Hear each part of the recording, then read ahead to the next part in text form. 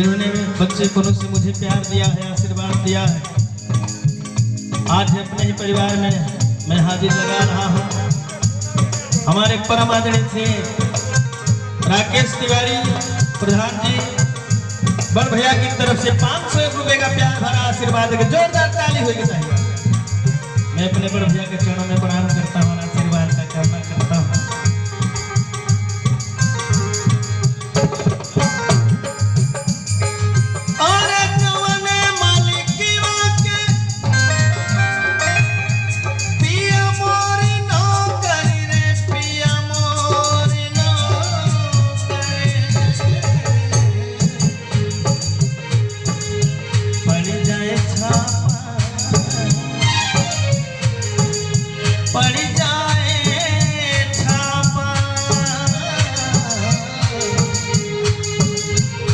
जाए छापा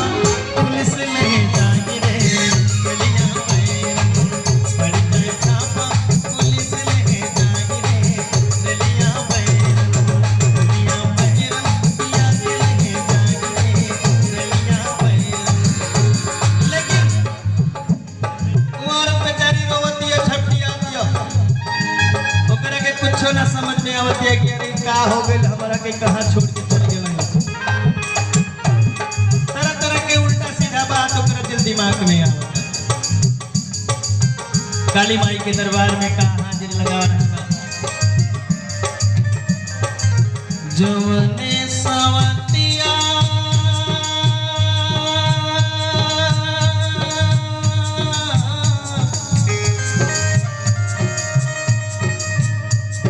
जवने सवतिया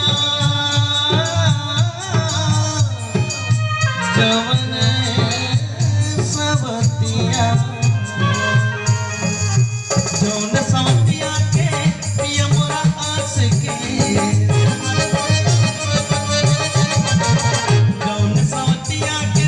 जौन सवतिया के पिया मोरे आस की रे पिया मोरे नास के पिया मोरे नास के काली माई से का आरती लगा रहा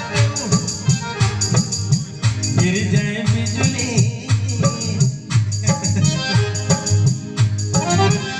गिर जाए बिजली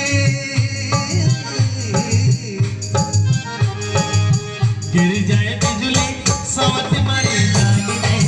गलियां बैरन,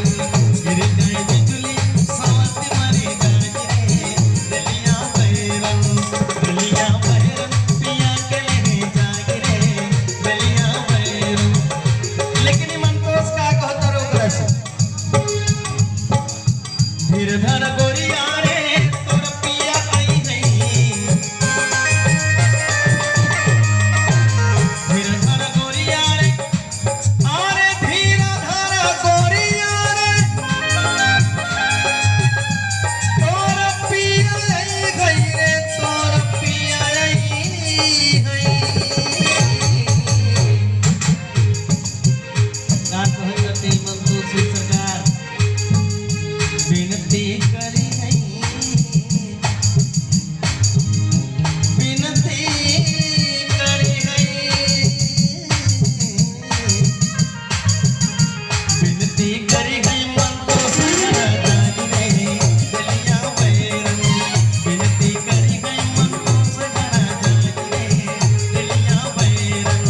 विनती करी गई मन को सजना जागी रे